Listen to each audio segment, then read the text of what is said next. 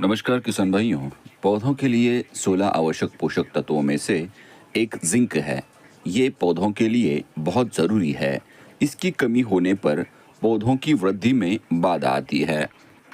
खेत की मिट्टी में इसकी पूर्ति के लिए जिंक युक्त खाद का प्रयोग करना चाहिए।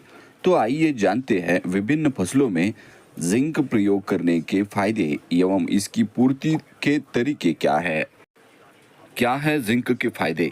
दलहन फसलों में जिंक के प्रयोग से पौधों में प्रोटीन संचय करने की क्षमता बढ़ जाती है।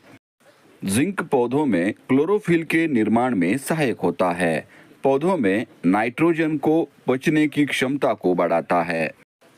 जिंक विभिन्न फसलों में प्रकाश को ग्रहण करने में सहायक होता है। किसान भाइयों, फसलों में जिंक का बहुत ही महत्वपूर्ण स्थान है, क्योंकि ये पौधों के लिए आवश्यक सूक्ष्म पोषक तत्वों में से एक है। इसकी थोड़ी सी कमी भी फसल की बढ़वार, उत्पादन और गुणवत्ता पर बड़ा असर डाल देती है।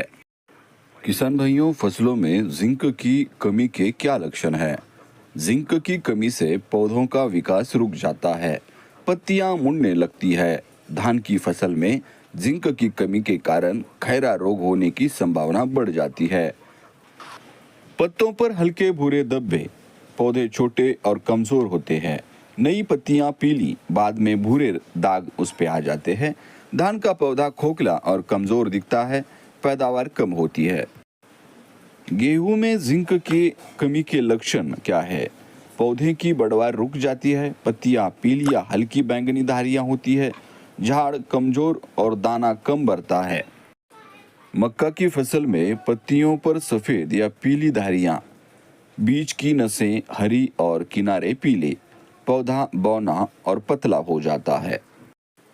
कपास की फसल में पत्तियां छोटी एवं संकरी हो जाती है, बीच में पीलापन आ जाता है, किनारे हरे रहते हैं, टहनियों की बढ़वार रुक जाती है, कॉटन की बॉल की साइज छोटी और कम हो जाती है। सोयाबीन की फसल पर पत्तियों पर पीले धब्बे दिखाई देते हैं, नई पत्तियां हल्की हरी हो जाती है, फूल और फली कम बनती है। गन्ने की फसल पर पत्तियों पर पीले सफेद धारियां, ऊख की लंबाई और मोटाई कम होती है, रस में मिठास घटती है। मूंगफली मतलब ग्राउंडनट की फसल पर पत्तियों पर हल्के पीले चकते आ जाते हैं, दाने छोटे और अपूर्ण होते हैं, उत्पादन घटता है। किसान भाइयों, जिंक की आपूर्ति करने के लिए उपाय क्या करें? तो किसान भाइयों, खेत तैयार करते समय गोबर की खाद, कंपोस्ट खाद, वर्मी कंपोस्ट, हरी खाद आदि मिलाने से भी जिंक की कमी पूरी की जा सकती है।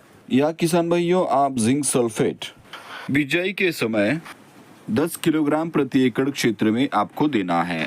इसमें जिंक का प्रमाण 21% होता है और नीले क्रिस्टल कलर का ये होता है। किसान भाइयों, ये सस्ता होता है, लेकिन पौधों को जिंक देने के लिए अधिक मात्रा डालनी पड़ती है।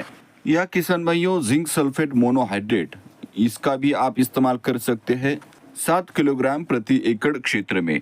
बिजाई करते समय जिंक सल्फेट मोनोहाइड्रेट कम मात्रा में ही पर्याप्त जिंक उपलब्ध कराता है।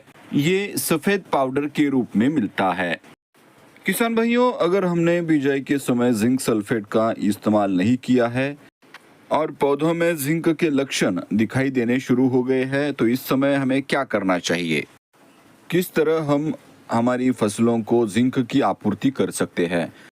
तो किसान भाइयों, महाधन कंपनी का चिलेटेड जिंक EDTA फॉर्म में मिल जाता है। किसान भाइयों, इसका आप 1 ग्राम प्रति लीटर पानी के साथ मिलाकर स्प्रे हमारी फसलों पर कर सकते हैं।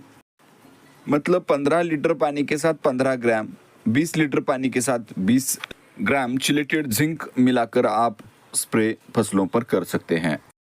किसान भाइयों, बात करें एकड़ के डोज की, तो 125 से 150 ग्राम प्रति एकड़ क्षेत्र में आप इसका इस्तेमाल कर सकते हैं।